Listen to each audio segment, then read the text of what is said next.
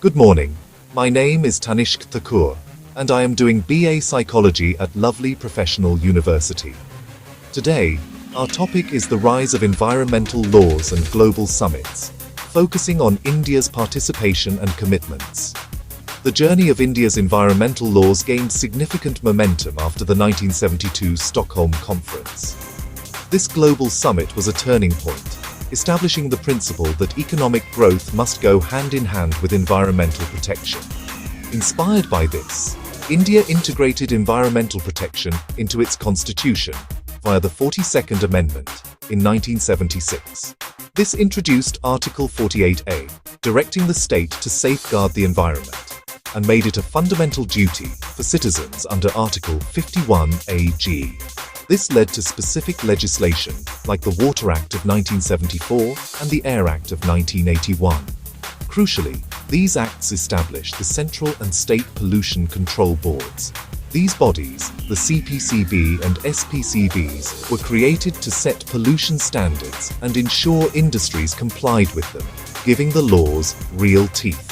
However, the Bhopal gas tragedy in 1984 was a horrific wake-up call, exposing critical gaps in existing laws.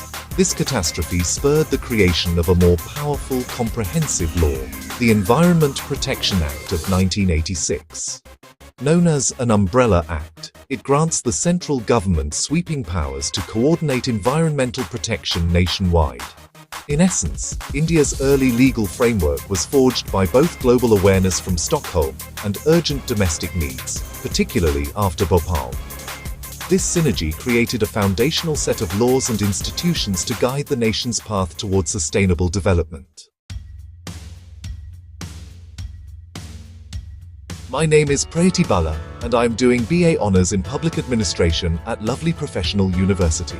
Continuing from there, let us now talk about global environmental summits and India's significant and evolving participation. One of the foundational events was the 1992 Rio Earth Summit. This landmark conference brought sustainable development to the forefront, resulting in crucial agreements like the UN Framework Convention on Climate Change, UNFCCC, and the Convention on Biological Diversity. India actively participated, endorsing Agenda 21, a global plan for sustainable development.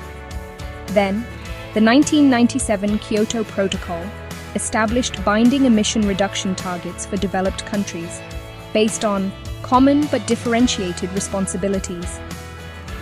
While India, as a developing nation, had no immediate reduction mandate, it became a key player through the Clean Development Mechanism.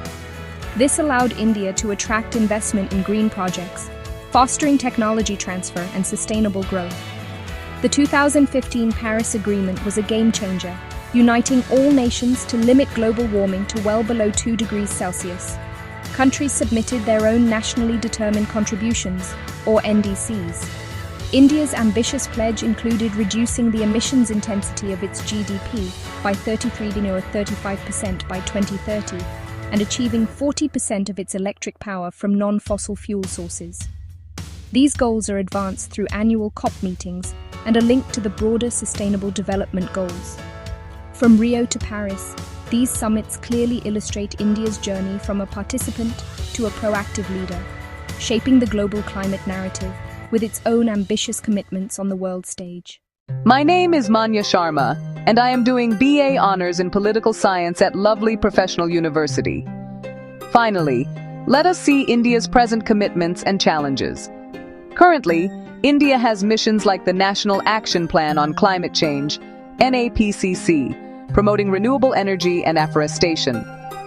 Building on this, India updated its climate pledges, setting ambitious targets. This includes achieving net zero emissions by 2070 and ensuring 50% of its electric power comes from non-fossil fuel sources by 2030. The International Solar Alliance, ISA, initiated by India, is a major contribution to global climate action, mobilizing technology for solar projects.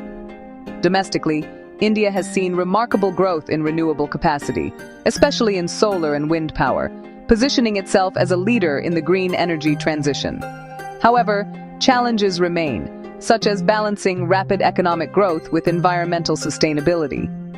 controlling industrial pollution in growing cities, and adapting to climate impacts like floods and heat waves are critical priorities, especially given the nation's large and vulnerable population.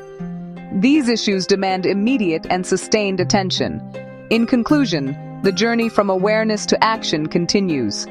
India has strengthened its domestic laws and taken a proactive international role. The path forward requires integrating robust policy, innovative technology, and widespread community participation. This journey shows that protecting the environment is no longer optional. It is essential for our survival and future development.